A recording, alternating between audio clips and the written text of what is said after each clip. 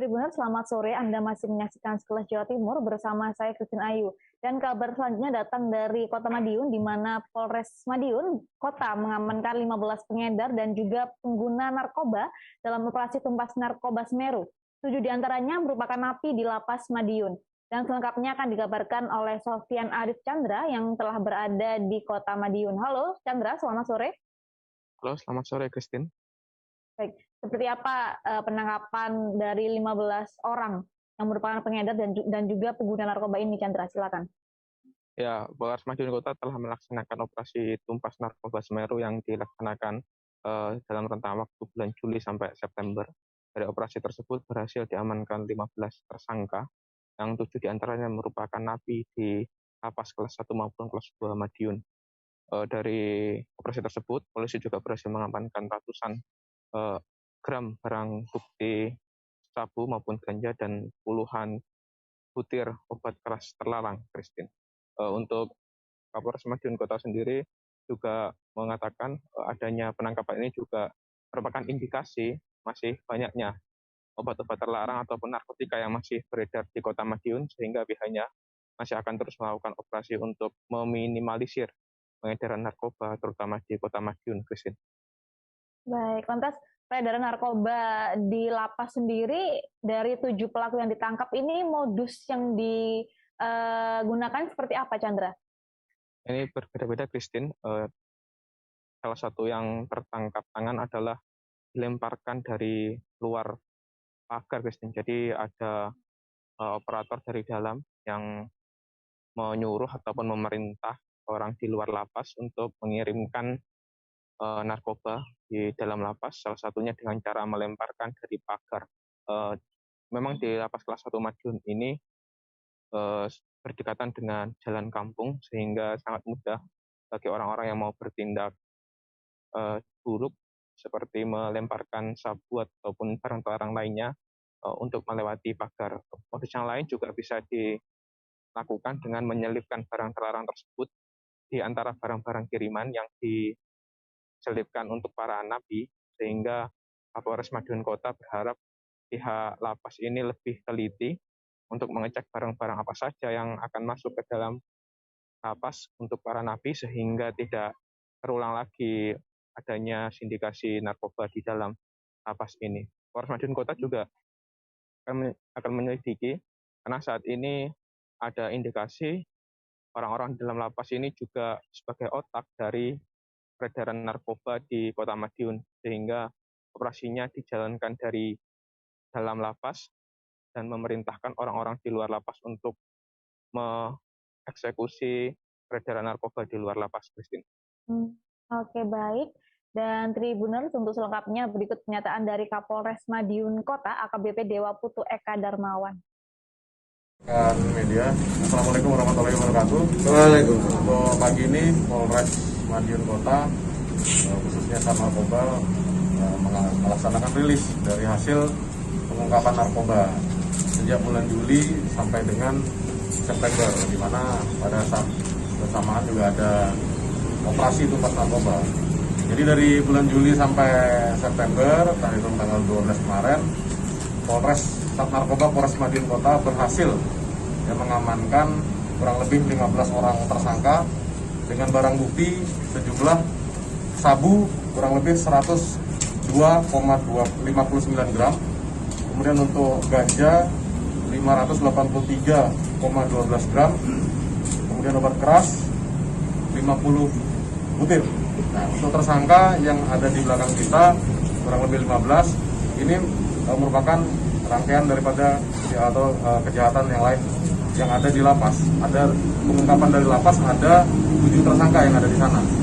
Nah, di mana dari hasil pengembangan itulah ada pengungkapan yang lain. Untuk pasal yang dilanggar ini adalah kepemilikan narkoba, yaitu pasal 114 Undang-Undang Ayat 2 Undang-Undang Nomor 35 Tahun 2009 tentang narkotika. Jadi ini membuktikan bahwa masih banyak narkotika yang beredar di masyarakat. Dan baik, itulah tadi pernyataan dari Kapolres Madiun Kota AKBP Dewa Putu Eka Darmawan. Jadi untuk tersangka sendiri terancam hukuman maksimal 20 tahun penjara, Chandra ya? Ya, begitu. Benar, Christine. Undang-undang narkotika mengatakan maksimal akan dikenakan 20 tahun penjara, Christine. Tapi untuk residivis terutama napi akan diperiksa di lapas. Untuk napi sendiri dipisahkan terlebih dahulu karena sedang menjalani pemeriksaan. Jadi selain menjalani masa tahanan maupun menjalani masa hukuman, mereka dipisahkan terlebih dahulu untuk menjalani pemeriksaan di kasus narkotika ini, Christine. Kebanyakan dari 7 napi tersebut, kasus sebelumnya juga kasus yang sama, yaitu kasus obat-obatan terlarang dan narkotika, Christine. Oke, baik. Terima kasih laporannya rekan Sofyan Arif Chandra, langsung dari Kota Madiun, Jawa Timur. Selamat bertugas kembali, Chandra. Terima kasih, Christine.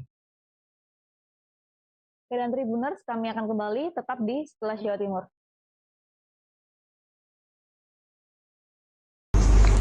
Assalamualaikum warahmatullahi wabarakatuh. Perkenalkan, nama saya Trisakti Nugraha, STB 4994, Prodi Teknik Pemasaran kelas A. Izin, di sini saya akan menyampaikan video tentang mengatasi peredaran narkoba, dan saya di sini berperan sebagai kepala lembaga pemasyarakatan yang ada di salah satu UPT. Saya sebagai kepala lembaga masyarakatan atau yang bisa disebut Kalapas, di kesempatan ini saya ingin membahas isu yang sangat krusial dan sering menjadi sorotan publik, yaitu peredaran narkoba di dalam lembaga pemasyarakatan. Kita harus jujur, lapas seharusnya menjadi tempat pembinaan, tapi dalam beberapa kasus justru dimanfaatkan sebagai tempat mengendalikan jaringan narkoba. Nah, disinilah peran saya sebagai Kalapas diuji. Bahkan saya bukan hanya sebagai pimpinan administratif, tetapi juga sebagai pengendali keamanan, pembinaan, dan integritas. Kalau kita bicara realita, masalah narkoba di dalam lapas itu kompleks. Beberapa faktor utamanya adalah overkapasitas atau jumlah penghuni jauh melebihi daya tampung, keterbatasan petugas, pengawasan tidak optimal, modus penyelundupan semakin canggih, adanya oknum yang menyalahgunakan wewenang. Contoh nyata, pernah ada kasus di mana seorang narapidana tetap bisa mengendalikan jaringan narkoba dari dalam lapas menggunakan handphone. Bahkan transaksi dilakukan oleh pihak luar dan sistem yang sudah rapi. Dan ada juga petugas yang menjadi kurir untuk menyelundupkan narkoba ke dalam. Itu biasanya disebut dengan becak. Ini menunjukkan bahwa lapas bisa menjadi command center jika tidak diawasi dengan baik. Sebagai Kalapas, saya punya 3 peran utama. Yang pertama, leader. Saya harus memastikan semua petugas bekerja sesuai aturan dan memiliki integritas. Bagi petugas yang tidak memiliki integritas, kita akan menerapkan sistem punishment and reward, di mana punishment itu adalah contohnya di BKU-kan atau dilaporkan ke Kanwil. Saya mengatur sistem keamanan, pembinaan, dan operasional agar berjalan efektif. Decision maker atau pengambilan keputusan. Saya harus cepat mengambil langkah ketika ada indikasi peredaran narkoba. Artinya, saya tidak hanya duduk di balik meja. Saya harus turun langsung ke lapangan, ikut sekali-sekali kontrol untuk melihat apa yang terjadi di bawah atau di lapangan, melihat keadaan secara langsung. Penguatan sistem keamanan, razia rutin dan mendadak, pemasangan CCTV di area rawan, pemeriksaan ketat barang dan kunjungan, penggunaan alat deteksi modern. Kami pernah melakukan razia mendadak dan menemukan alat komunikasi tersembunyi di dalam sel. Dari situ kami bisa mengungkapkan jaringan yang lebih besar. Pembinaan mental dan etika, rotasi petugas, reward dan punishment. Saya selalu tekankan kalau petugas bersih, lapas akan mudah dikendalikan. Jika ada pelanggaran, langsung ditindak tegas tanpa kompromi. Pendekatan pembinaan narapidana. Tidak semua narapidana adalah pelaku utama. Banyak juga yang korban penyalahgunaan. Program yang dilakukan adalah rehabilitasi narkoba, konseling psikologis, pembinaan keagamaan, dan pelatihan kerja. Dengan adanya pembinaan keagamaan, narapidana atau WBP dapat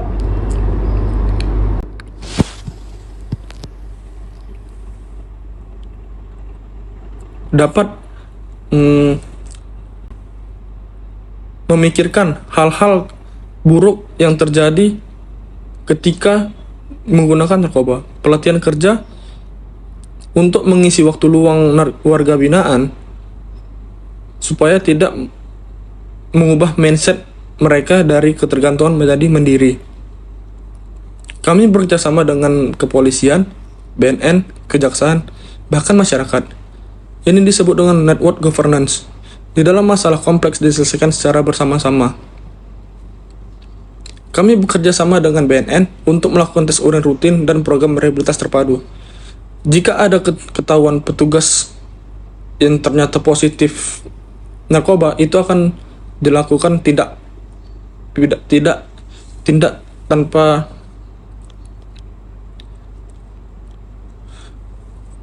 tegas tanpa kompromi.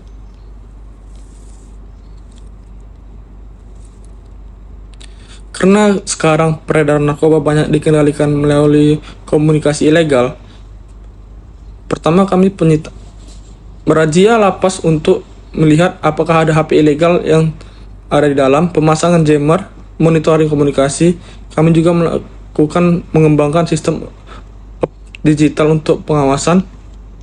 Di lapangan, tantangan nyata, overcrowding, keterbatasan anggaran, tekanan dari jaringan luar, adaptasi terhadap modus.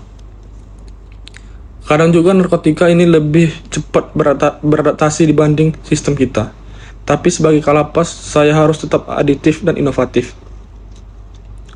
Beberapa inovasi yang kami lakukan adalah program lapas bersinar atau bersih dari narkoba, digitalisasi sistem keamanan, pelibatan warga binaan sebagai agen perubahan, penggunaan budaya organisasi. Kami juga mendorong transparansi agar pengawasan tidak hanya internal tapi juga eksternal. Sebagai kalapas, saya percaya lapas bukan tempat untuk memperkuat kejahatan, tapi tempat untuk memperbaiki kehidupan.